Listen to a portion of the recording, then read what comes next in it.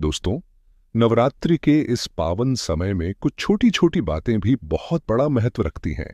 इसलिए कन्याओं को कभी भी गलत या अशुद्ध भोजन न खिलाएं, क्योंकि इससे माता शेरावाली नाराज हो सकती हैं और आपका व्रत अधूरा माना जाता है।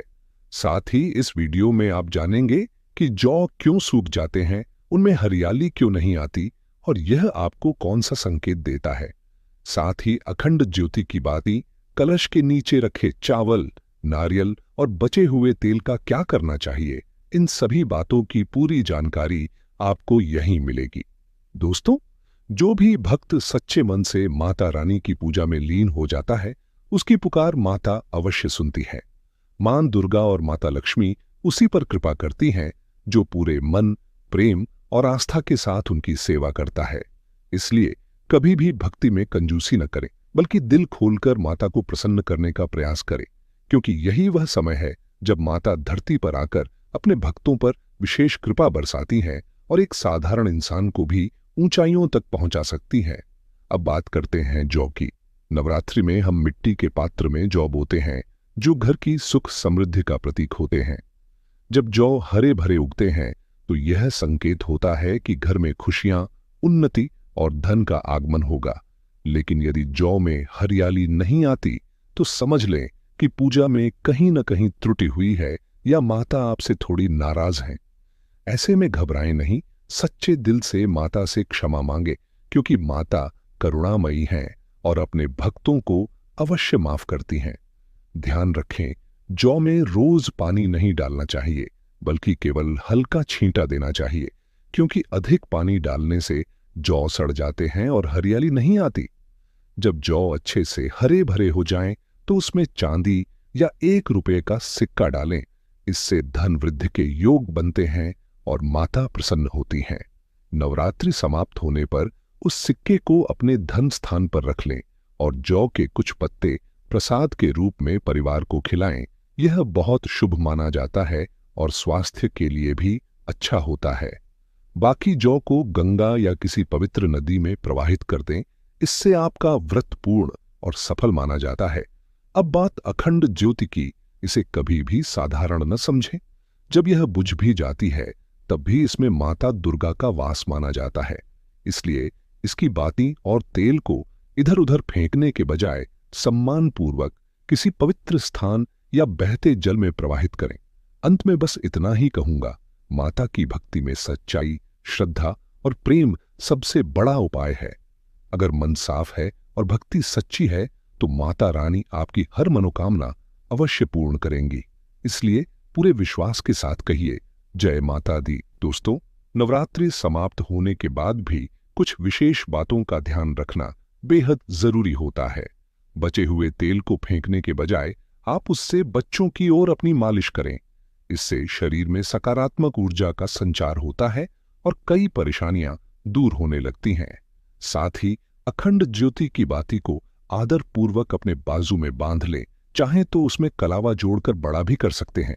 ऐसा माना जाता है कि इससे जीवन में समृद्धि के द्वार खुलते हैं। अब बात करते हैं कलश स्थापना की। कलश के ऊपर रखा नारियल आप कन्या पूजन के समय तोड़कर कन्याओं में बांट दें और स्वयं भी प्रसाद के रूप में ग्रहण करें, या फिर उसे गंगा में विसर्जित कर सकते हैं।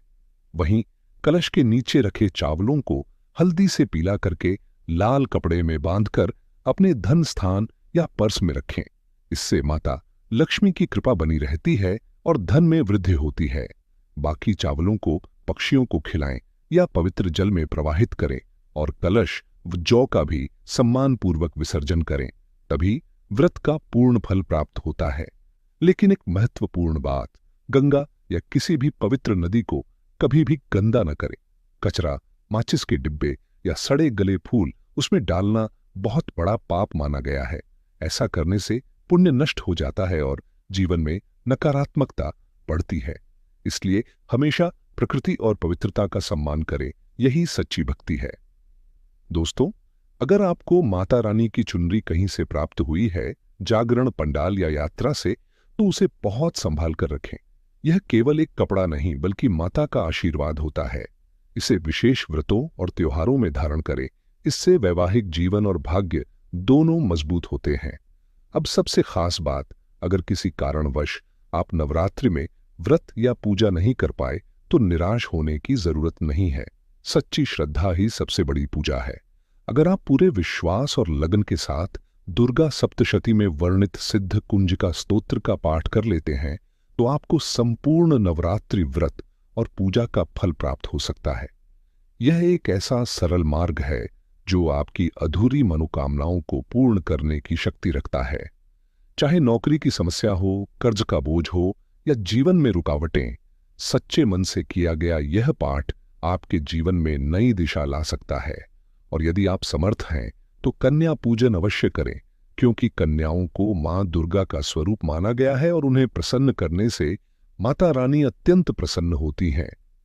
अंत में बस यही कहना है, भक्ति में दिखावा नहीं, सच्चाई चाहिए। अगर आपका मन साफ है और विश्वास अटल है तो माता रानी आपके जीवन को अवश्य बदल देंगी। इसलिए पूरे विश्वास के साथ आगे बढ़ें और कहें, दोस्तों, अब एक और महत्वपूर्ण और जीवन बदलने वाली जानकारी ध्यान से सुनिए। यह आपके जीवन की परेशानियों को कम करने में सहायक बन सकती है। नवरात्रि के दौरान एक सरल सा कार्य जरूर करें, किसी भी पुष्प का पौधा लगाएं। यह छोटा सा कदम आपके जीवन में बड़ा पुण्य और सकारात्मक परिवर्तन ला सकता है। धर्मशास्त्रों के अनुसार यदि कोई व्यक्ति मंदिर के पास मदार, सदाबहार, कनेर या गुड़हल जैसे पौधे लगाता है तो उससे निकलने वाले फूल जब देवी देवताओं को अर्पित होते हैं तो उसका पुण्य आपको भी प्राप्त होता है। विशेषकर सफेद मदार या कनेर का पौधा बहुत शुभ माना गया है और गुड़हल का फूल तो माता रानी को अत्यंत प्रिय होता है। अगर सच्चे मन से 11 या 21 गुड़हल के फूलों की माला बनाकर माता को अर्पित कर दी जाए तो मनोकामनाएं पूरी होने से कोई भी शक्ति रोक नहीं सकती। और अगर आप व्रत या पूजा नहीं कर पा रहे हैं तो निराश मत हो। सिर्फ सच्ची श्रद्धा से एक दिन भी यह कार्य कर लेने पर आपको संपूर्ण नवरात्रि के बराबर फल मिल सकता है। यही सच्ची भक्ति है, जहां दिखावा नहीं बल्कि विश्वास और समर्पण होता है। अब बात करते हैं कन्या पूजन की। नवरात्रि में कन्या पूजन का सबसे अधिक महत्व होता है, क्योंकि हर कन्या को देवी का स्वरूप माना गया है। छोटी हो या बड़ी, हर वुमन में मां का अंश होता है, इसलिए उनका सम्मान करना ही सच्ची पूजा है। अष्टमी या नवमी के दिन कन्याओं के पैर धोकर, उन्हें आदर से बैठाकर, तिलक लगाकर और प्रेम से भोजन कराना चाहिए। भोजन में खीर, हलवा, पूरी, चना, आलू की सब्जी जैसे शुद्ध और सात्विक पदार्थ रखें। ध्यान रहे, लहसुन और प्याज का उपयोग बिल्कुल न करें और न ही पैकेट वाली चीजें जैसे चिप्स आदि दें, क्योंकि यह अशुद्ध मानी जाती हैं और व्रत का फल कम कर सकती हैं। हमेशा घर का बना हुआ भोजन ही प्रेम से खिलाएं, क्योंकि माता रानी को आपके हाथों का स्नेह सबसे अधिक प्रिय होता है। एक और जरूरी बात, कन्याओं को कभी भी प्लास्टिक के बर्तनों में भोजन न कराएं, बल्कि स्टील या पत्तों के बर्तनों का ही उपयोग करें। इससे शुभ फल कई गुना बढ़ जाता है। दोस्तों, कन्या पूजन कोई साधारण पूजा नहीं है, यह पूरे ब्रह्मांड की सबसे श्रेष्ठ पूजा मानी गई है। एक बार सच्चे मन से किया गया कन्या पूजन हजारों यज्ञ और तीर्थों के बराबर फल दे सकता है।